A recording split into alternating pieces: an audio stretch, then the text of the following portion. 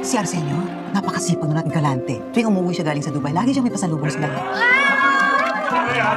Kaming handa na ya. Na yung budget. Bakit parang ang itim nung kisame natin, di ba? Pinapinturahan na natin yan. Oh, inaanay na ba yung sahig? Hindi ka naman nagsabi na uuwi. Darating mo lang eh. Hindi mo napapansin ha. Relax na muna. Naging madamot siya. Hindi na ako babalik ng Dubai. Negosyo kami. Ano yan? Nag-relapse ang kuya mo. Kailangan ko siyang iparehab. Malaking pera yun. Si Kylie, yung tuition niya. Kulang yung pinapadala mo buwan-buwan. Kaya napilitan ako sa ang bahay. Senyo, kailangan na natin mabayaran yung bahay. Baka marami pa. Saan tayo titira? Buntis ako. Dapat magpakasal na sila. Dapat grande. May dehado tayo. Babae ang atin. Sino ho gagastos? Aba, hindi ako. Ano naman ang silbi ng pag-abroad mo kung wala kang ipon, hindi ba? 3 milyon yung pinag-uusapan natin ditong pera. Ano ba naman yung sana binayaran mo kahit pa konti-konti? Skama ko. Lahat ng ipon ko nawala. Kailangan ko rin ng pera. Nagawa mo naman dati, Arsenio. Hindi ba? Sa akin yun na inasa lahat? Ano ba na yung pagpahingin mo yung titulo? Kasi iba to? Kailan mo? Bayaran mo muna ang utang yan. Bayaran mo ka na ba?